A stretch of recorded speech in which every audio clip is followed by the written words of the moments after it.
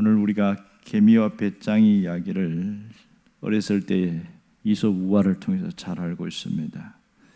하지만 마지막 시대를 살아가는 우리에게 이 말씀은 우리의 자화상을 비추는, 우리의 영혼의 자화상을 비추는 거울이 될 것입니다. 6절에 보면 게으른 자라는 얘기가 나옵니다. 이 여기서 나오는 게으른 자는 빈둥거리면서 나태하게 지내는 자를 말합니다. 그런데요, 게으른 자와 개미를 비교해서 이야기하는 것이 좀 어떤 분께 보면 불편한 시선으로 보이기도 합니다. 왜냐하면 개미는 곤충이잖아요. 보잘것없고 눈에 잘 보이지 않는 미물에 불과한데 이런 하찮은 존재와 사람을 비교하는 것이 그렇게 좋게 보이지는 않습니다. 그런데 하나님은 이 솔로몬을 통하여 개미에게 가서 배우라 이런 얘기를 하고 있습니다. 왜 그럴까요? 하나님은 우리가 이 땅에서 최고의 존재로 살기를 원하기 때문입니다. 그러니까 개미보다 못한 그러한 존재로 살기를 원치 않는 것이죠. 그러기 위해서는 하나님의 복을 가로막는 이 게으름을 버리라, 이게 핵심입니다. 왜냐하면 이 게으름은 오늘도 내일도 하나님의 복을 가로막는 심각한 장애물이 되기 때문에 그렇습니다. 자, 여기서 개미가 가진 특성을 함께 봐야 되는데요, 세 가지를 이야기하고 있습니다. 첫 번째는 두령이 없다고 그랬어요. 이 두령이라는 것은 결정권을 행사하는 우두머리를 말합니다. 그리고 감독자가 없다고 그랬는데, 감독자란 권한을 부여받아서 어떠한 일을 집행하는 실무자를 말합니다. 그리고 통치자도 없다고 그랬는데, 통치자라는 것은 권력을 가지고 사람을 부리는 최고의 치리자, 이런 뜻입니다. 그러니까 그들이 뭘 하고 있느냐, 8절에 보면 먹을 것을 여름 동안에 예비하여 추수 때에 양식을 모은다, 이렇게 합니다. 두령도 감독자도 통치자도 없는 그들이 뭘 하고 있습니까? 자율성과 준비성으로 준비를 하고 있는, 자신의 미래를 준비하는 지혜로운 자다, 이런 얘기죠. 그러니까 정리해보면 개미는 특성이 있는데 먼저 주도적으로 일한다는 거예요. 시켜서 하는 것이 아니고 주도적으로 하는데, 또 하나는 다가올 미래를 준비한다는 것입니다. 그리고 그들은 언제나 쉬지 않고 일하는 근면성을 가지고 있다, 이런 얘기를 하고 있어요. 이러한 이유 때문에 개미가 게으른 자의 스승이다, 이렇게 말합니다. 그런데 개미와 정반대의 모습을 가진 게으른 자는 어떻게 사느냐, 몇 가지 특성이 있습니다. 첫 번째는 늘 잠자리를 벗어나지 못합니다. 9절에 보면 어느 때까지 누워 있겠느냐, 이렇게 말합니다. 게으른 자는 아무것도 하려고 하지 않는다는 거죠. 책임감이 없다는 걸 말합니다. 또한 그의 입에는 조금만 더라는 말이 떠나지 않습니다. 10절에 보면 좀 더 자자, 좀 더 졸자, 좀 더 누워있자, 이런 얘기를 합니다. 이 게으른 자에게 나타나는 특징이 뭐예요? 준비하지 않는다는 겁니다. 남에게 의존하는 모습을 보입니다. 그리고 자신의 육신적인 만족과 쾌락, 그것을 위해서만 살아가는 굉장히 자기중심적이고 무책임한 사람을 말합니다. 자기만을 위해 살아가는 이런 사람인데, 그 결과가 뭐냐? 게으름의 결과는 궁핍과 가난을 벗어나지 못한다는 거죠. 11절에 보면 내 빈궁이 강도같이 오고 곰핍이 군새같이 이르리라, 이렇게 말합니다. 이 게으른 자가 개미를 통해서 지혜를 배우지 못하면 그 결과는 굉장히 비참함과 불행이 되어진다, 이렇게 이야기합니다. 그런데요, 최근에 그 아리조나 대학의 연구팀이 개미에 대해서 연구를 한 보고서가 나왔는데요, 독특합니다. 거기 보면 일만 하는 개미가 있는데 그 개미는 전체의 3%에 불과하다, 이렇게 이야기합니다. 그리고 절반은 일하고 절반은 휴식하는 개미가 있대요. 그 개미들이 72%라고 합니다. 그리고 아무 일도 안 하고 빈둥거리는 개미가 있는데 25%라고 얘기했어요. 여기서 아무 일도 안 하는 개미는 어떤 개미냐면 나이가 어린 개미나 나이가 너무 많아서 힘이 딸리는 노쇠한 개미들이라고 합니다. 그리고 앞으로 일하는 개미가 될 예비 개미들, 이런 개미들은 일을 안 한다는 거예요. 그리고 또 하나는 전투에 나갈 싸울 개미들이 있는데 그들은 일을 안 한답니다. 이렇게 개미 세계는 기능적으로 잘 분화되어 있는 것을 알 수 있습니다. 놀라운 것은 지도자가 눈에 보이지는 않지만 스스로 알아서 하면서도 지도자가 엄연히 있다는 것을 얘기를 하고 있습니다. 이 개미와 배짱 이야기는 우리 현대판에도 많이 나타나고 있는데 지금은 돌아갔습니다마는 이 어령 씨가 쓴 젊음의 탄생이라는 그 책에 보면 21세기 버전 개미와 배짱이를 이야기한 적이 있어요.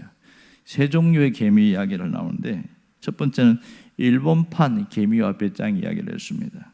이 배짱이가 겨울에 개미집에 문을 두드리니까 아무 소리도 들리지 않더래요. 그래서 문을 부수고 들어가 보니까 개미가 다 죽어 있더래요. 사실을 확인해 보니까 여름에 너무 일을 많이 해서 과로사로 죽었더라, 이런 얘기합니다. 그런가 하면 러시아판 개미와 배짱이 있는데 배짱이가 문을 두드리니까 개미가 문을 열고 활짝 열고 동지 어서 오시오 이러더라는 겁니다. 우리는 한 형제니까 같이 나눠 먹읍시다. 그래서 겨울 내내 그들이 같이 나눠 먹었는데 이듬해 봄에 다 죽었다는 겁니다. 왜 죽었냐? 더 이상 먹을 게 없어 굶어 죽었다, 이렇게 나옵니다. 그런데 또 미국판 개미와 배짱이 이야기가 나왔어요. 자, 배짱이가 문을 두드리니까 개미가 소리를 치다는 겁니다. 내가 열심히 일해서 모았는데 왜 너한테 더 나눠줘야 되냐, 이런다는 겁니다. 그래서 배짱이가 너무 속이 상해가지고 집에 왔고 슬픔의 노래를 부르는데 그것을 지나가던 사람이 음반기획자가 야, 이 노래 너무 좋다, 그래서 그것을 음반으로 냈다는 거예요. 그래서 대히트를 쳐가지고 배짱이는 돈방석에 앉게 되었다, 그런 얘기를 합니다. 그런데 그 열심히 일했던 개미는 너무 일한 나머지 허리 디스크를 앓게 되었고 모든 재산을 병원비로 다 탕진했다, 이런 얘기가 나옵니다. 이것은 사회 구조와 사람들의 가치관이 변하면서 동화의 의미도 변질되고 있는 것을 말합니다. 우리 시대는 성실을 강조하는 개미의 가치관과 놀이와 창의성을 강조하는 배짱이의 가치관이 대립하고 있습니다. 다양한 해석들이 나오지만 본질은 변하지 않습니다. 그것은 어떠한 일을 하든지 자기 일에 열심을 내야 된다, 부지런해야 된다, 미래를 준비해야 된다, 이 얘기는 변할 수 없다고 이야기합니다. 여러분, 우리가 게으름에 대한 이야기를 하고 있는데 상당한 게으름에도 오해가 있습니다. 뭔가 열심히 움직이고 바쁘게 하면 다 부지런한 거 생각하고 가만히 있으면 게으른 거라고 생각하는 이런 오해가 있어요. 이 게으름에도 어떤 분이 세 가지로 나눠놨어요. 게으름에도 차원이 있다는 거예요. 먼저는 육체적인 게으름이 있다는 겁니다. 이 육체적인 게으름의 특성은 뭐냐? 잠을 좋아한다, 이렇게 나옵니다. 10절에 나오는 것처럼 이렇게 얼마나 잠을 좋아하냐? 일어나는 게 너무 힘들다는 거예요. 몸이 약하고 병들어서 그럴 수 있지만 여기서 나오는 육체적인 게으름의 특성은 이것은 습관성이다, 이렇게 말합니다. 그리고 이러한 자들은 지나치게 자신의 편리를 추구한다, 그럽니다. 유사한 말씀이 잠언 19장 24절에도 나오는데요. 거기 보면 그는 이 게으른 자는 자기 손을 그릇에 넣고서 입에 올리는 것을 괴로워하느니라, 그렇게 얘기하고 있습니다. 그만큼 육체적인 게으름은 정말 고치기 힘든 그런 부분을 성경은 얘기하고 있어요. 육체적인 게으름만 있는 것이 아니고 그 다음에는 정신적인 게으름도 있습니다. 이 정신적으로 게으른 사람의 특징이 뭐냐면 핑계가 많다는 거예요. 그리고 자신이 자꾸만 뭔가 실수를 해도 책임을 전가하더라, 뭐 비슷한 얘기죠. 그래서 핑계 아니까요. 이러한 사람들의 특징은 정신적인 심리적인 부분에서 나오는 게 끊임없이 불평하고 원망을 많이 하더라, 그런 얘기를 합니다. 그러니 당연히 미래는 준비하지 않았겠지요. 잠언 22장 13절에도 보면 이 게으른 자가 뭐라고 얘기하냐면 내가 저 밖에 나가면 사자가 있기 때문에 그럼 거리에서 찢겨 죽을 수도 있다, 그러면서 안 나간다고 합니다. 안 나가는 게 아니라 사자 때문에 못 나간다고 핑계를 대고 있는 것이죠. 여러분, 이 인생은 자기 책임인데 남을 탓한다고 그런다고 인생이 바뀌는 거 아니잖아요. 어떤 분은 그런 얘기를 해요. 내가 못 사는 이유는 사회 구조가 문제다. 내가 못 사는 이유는 부모를 잘못 만나서 그렇다. 뭐 그런 얘기를 하는 겁니다.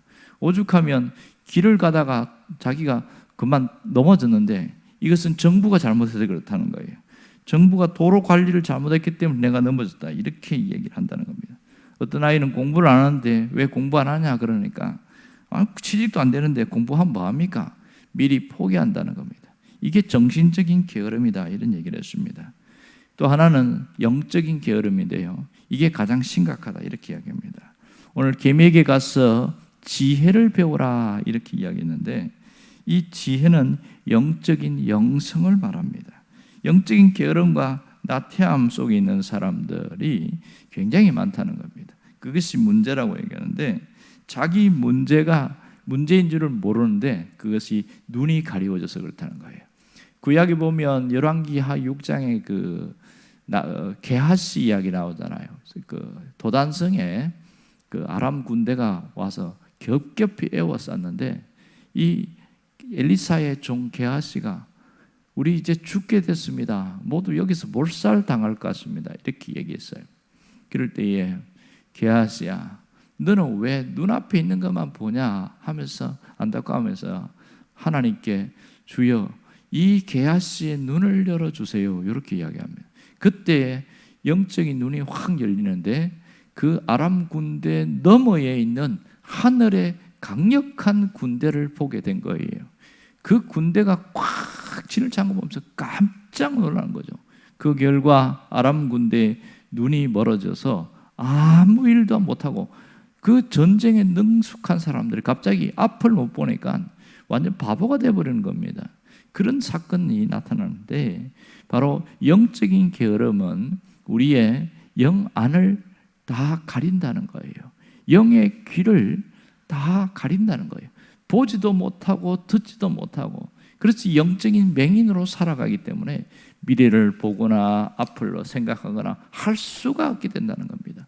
그래서 가장 더 치명적인 것은 영적인 게으름이다 이런 얘기를 하고 있는 거예요.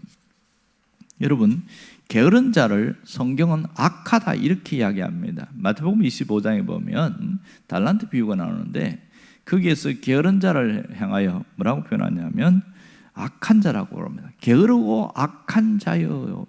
이 악하다는 이유가 있는데 그것은 본전을 떼먹은 것도 아닌데 하나님의 선하심을 인정하지 않았기 때문에 하나님은 불공평한 분으로 알았기 때문에 주인을 불공평한 분으로 알았기 때문에 악하다가 그랬어요. 또 하나는 지금 내가 있는 현실이 하나님이 내게 주신 선물인 줄 모르고 있기 때문에 악하다는 거예요. 그래서 그 한 달란트 받은 자가 뭐합니까? 그 달란트 6억이나 되는 그 어마어마한 돈을 땅에 파묻어 놓고 빈둥거리면서 놀고 있잖아요. 다른 5달란트, 2달란트 받은 자는 열심히 일하는데 한 달란트 받은 자는 나는 짜증나서 못하겠다 그렇다는 겁니다. 그러니 결국은 주어진 소명을 완성하지 못했기 때문에 악하다. 결국 어떻게 됐습니까? 다 뺏겼잖아요. 그리고 5달란트짜리에게 줬어요. 이게 뭘 얘기합니까? 영적인 게으름을 이야기합니다. 여러분 게으름의 결과는 너무 치명적입니다. 11절에 보면 내 빈궁이 강도같이 오고 군사같이 이르리라 이렇게 했습니다. 빈궁인과 곰핍이 오는데요. 이것은 경제적으로 가난해지고 정신적으로 영적으로 힘들어진다는 걸 말합니다. 자 어떻게 오느냐? 강도같이 오고 군사같이 온다. 강도같이 온다는 것은 내가 모르는 사이에 순식간에 온다는 것이고 군사같이 온다는 것은 굉장히 빠른 속도로 온다는 겁니다. 이 두 가지 공통점이 뭐예요? 막을 수가 없다는 겁니다. 게으름의 결과는 가난과 곰핍이 신속하게 오는데 예측할 수 없는 만큼 그렇게 오는데 막을 수가 없더라. 그런 얘기를 했어요. 유명한 발명왕 에디슨 아시지요? 어느 날 에디슨 친구가 자기 아들을 데리고 오면서 내 아들이 이제 사회를 나가려고 하는데 자네가 생각하는 귀한 교훈 한마디만 해주면 좋겠네 그랬어요. 그리고 그 아들을 앉혀놓고 딱 한마디 하는 겁니다. 뭐라고 그러는지 아세요? 무슨 일을 하든지 시계를 보지 마라. 이 한마디로 끝냈습니다. 무슨 얘기냐면 자기가 일하는 동안에 그 일만 열심히 하라는 것이죠. 그 결과가 어떻게 될지 평가가 어떻게 될지 보수가 얼마나 나올지 신경 쓰지 말고 그 일만 집중해서 하라는 거예요. 혹시 일이 잘 안 되더라도 변명하나 핑계하지 말고 끝까지 하라. 이 얘기가 그 속에 담겨 있었습니다. 여러분, 하나님은 어떤 자의 편일까요? 하나님은 결코 게으른 자의 편이 아닙니다. 하나님은 정말 하나님 앞에 성실한 자, 미래를 준비하는 자의 편임을 알 수 있습니다. 그래서 계미에게 가서 지혜를 배워라, 이런 얘기를 한 것입니다. 이 말은 더 이상 게으르지 말라는 것도 있지만 주어진 이 현실이 하나님이 나에게 주신 선물이라는 것을 알아라는 겁니다. 이 영어로 보면 오늘이라는 이 현실을 선물이라고 같은 단어를 쓰고 있습니다. present 이렇게 씁니다. present. 이것은 현실은 선물이다, 그런 뜻이거든요. 같은 단어를 써요. 그러니까 지혜로운 자가 누구냐? 계명에서 지혜를 배우는 자는 오늘 하루가 하나님이 나에게 주신 선물인 줄 알고 귀하게 쓰라는 겁니다. 언제나 건강하지 않고 언제나 여유 있지 않고 언제나 잘 나가는 거 아니라는 겁니다. 언젠가는 어려움의 때가 온다는 거예요. 그러므로 이게 나에게 주신 하나님의 선물인 줄 알고 현실을 어떻게 살아야 됩니까? 현실을 최선을 다해야 되는 게 맞지요. 그리고 감사하면서 살아가는 게 맞지요.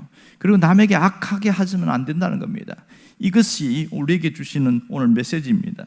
여러분, 이 계미를 통하여 하나님의 지혜를 배우는 자에게 미래의 길이 열리고 하나님 앞에 칭찬받는 인생이 되어진다는 겁니다. 우리가 이러한 사람으로 세워지기를 간절히 바랍니다. 기도하겠습니다.